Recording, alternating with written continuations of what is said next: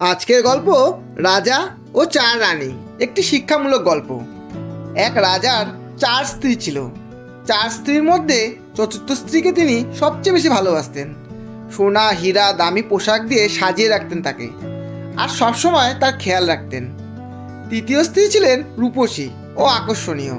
রাজা তাকে নিয়ে গর্ব করতেন, কিন্তু মনে মনে ভয়ও করতেন, এ হয়তো একদিন অন্য কাউকে ভালোবেসে তাকে ছেড়ে চলে যাবে।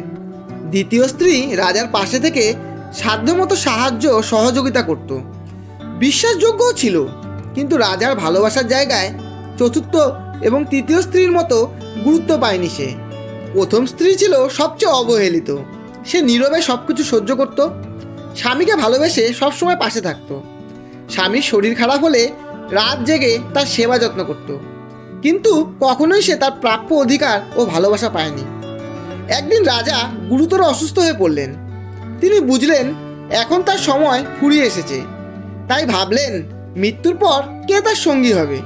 এরপর তিনি প্রথমে তার চতুর্থ স্ত্রীকে ডেকে বললেন, আমি তোমাকে সবচেয়ে বেশি ভালোবেসেছি, মৃত্যুর পর তুমি কি আমার সঙ্গে যাবে? সে স্পষ্ট ভাষায় জানিয়ে দিল, না, একদম না, এবং সে রাজাকে ছেড়ে চলে গেলেন। এরপর তৃতীয় স্ত্রীকে একই কথা জিজ্ঞাসা করলেন রাজা।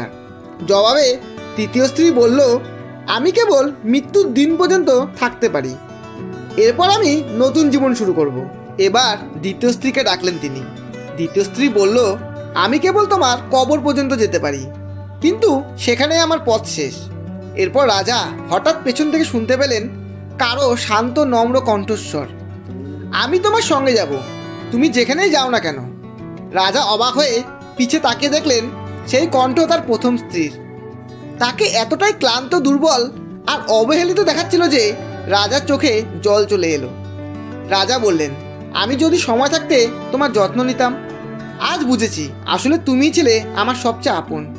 শিক্ষা, এই চার স্ত্রীর প্রত্যেকেই আমাদের প্রত্যেকের জীবনের সাথে জড়িয়ে আছে। এক একটি আমাদের জীবনের প্রতীক। চতুর্থ স্ত্রী হলো আমাদের শরীর, যাকে আমরা সবচেয়ে বেশি যত্ন নিই, সাজাই, কিন্তু মৃত্যুর পর এটাই আমাদের সবার আগে ছেড়ে যায়। তৃতীয় স্ত্রী হলো সম্পদ, যেটা মৃত্যুর পর অন্যের হয়ে যায়। দ্বিতীয় স্ত্রী হলো পরিবার ও বন্ধু, যারা কেবল কবর পর্যন্তই আমাদের সঙ্গে থাকে। আর প্রথম স্ত্রী হলো আমাদের আত্মা, আমাদের হৃদয়, যাকে আমরা সবচেয়ে বেশি অবহেলা করি, অথচ মৃত্যুর পরে একমাত্র ওটাই আমাদের সঙ্গে থাকে।